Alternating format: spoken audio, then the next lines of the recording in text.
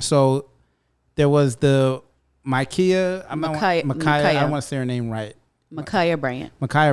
And that, so there's been a lot of controversy with that amongst black people. Mm-hmm. And I know that you didn't want to bring it up because you don't want to have arguments. But the reason I'm bringing this up is because if you're aware of that, so what happened with that situation was so far from what we've heard, because I don't know if they've released any more details officially. What the story that I have been told was, and I've read and I've seen, was that she was being assaulted. Right. So the background that I've seen so far is basically this is a child in foster care. And these people that she was in an altercation with were they just aged out of foster care. Right. A few years or whatever the case may be. And they came back. They had some beef with her over a chore or something in the house that she didn't do. Right. And they took to violence, right? Like trying to jump her or whatever. Trying to jump her. And the foster mom was saying that, you know, there's been arguments and stuff like that, but she never thought it would get to that point. But also, from what I understand, Micaiah has mental health, concerns, whether it's emotional or whatever. Sure. I could be wrong, but this is from what I read. So, and that's a frequent occurrence for children in foster care because it's trauma. Go through what happened. Right. So what happened. They were attacking her apparently, and in an effort to defend herself, she got a knife. Before that, she called the cops. Right. She called the cops. By the time the cops got there, she had a knife. She was. So let's paint the scene. These two girls came back to her foster home, were attacking her. But they weren't girls anymore. These are grown women yes, now. Grown women. She's 16. They're like 20 something, whatever. In my mind, they're all girls. Like this is, and I'll tell you why. They're all girls. It doesn't matter what their age is. They were clearly not mature enough to be acting like an adult. So they're all these girls. They come back and they want to fight her over some foolishness. She calls the cops because she is afraid of what's happening. She gets a knife from the kitchen to defend herself. When the cops pull up, chaos is ensuing.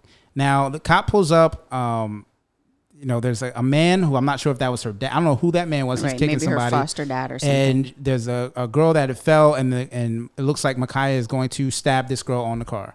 I'm describing the video. If you don't want to see more black violence with black bodies, which we always see, I fully understand. I'm just describing it so you understand the scene and why there was controversy, because that plays a part. The cop made a split-second decision and shot the knife-wielding woman, which was Micaiah Bryant, who called the girl who was Micaiah Bryant, who 4 times in the chest, fatally wounding her, killing her. Right. Now, the thing with this is, some people are saying he had no choice. He had no option. There was no other way for him to save this other girl's life. Now, you could argue that point all day. You could say, well, maybe he could have tackled her. Maybe he could have used a taser. You could have all these arguments.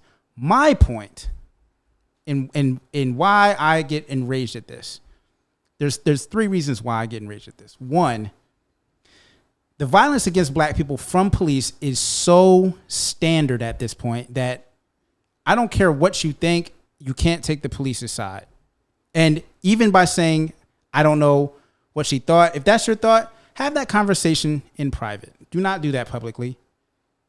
We cannot in one instance say we need to change this entire system because of how they treat us, and then say, well, this one was okay. Right. You can't do that. This was the result of the same system of violence against black people. And for people to believe that the police showed up and their first thought was, let me save this other black person. Right. Well, this is what I'm saying. There's so much distrust in, I dropped my phone. Hold on. For you guys listening. you can see it if you aren't.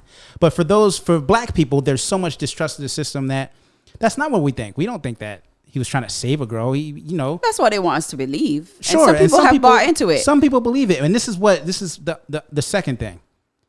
we have to go harder as black culture. Everybody, we have to go harder for black women. There's people who said, if your daughter was about to be stabbed, wouldn't you want the cop to shoot the other girl?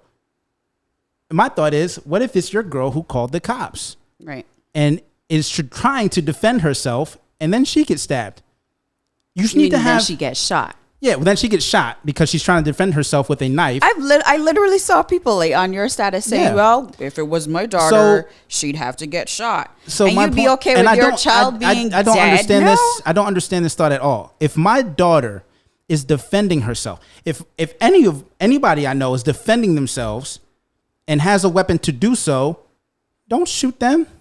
They're defending themselves. Now, I understand the thought, like, well, the cop doesn't know what's going on. Find out what's going on, officer. Like, what do we expect? Even if he didn't have it. What do we expect our officers to do? Our expectations are ridiculously low for what we expect officers to do. I'm not going to be devil's advocate, but if you're someone who is moderate about policing, then you can say, why didn't he, if he's such a great marksman and was able to shoot her 4 times in the chest, why couldn't he shoot her in the leg? So this is what happened. Quote, unquote.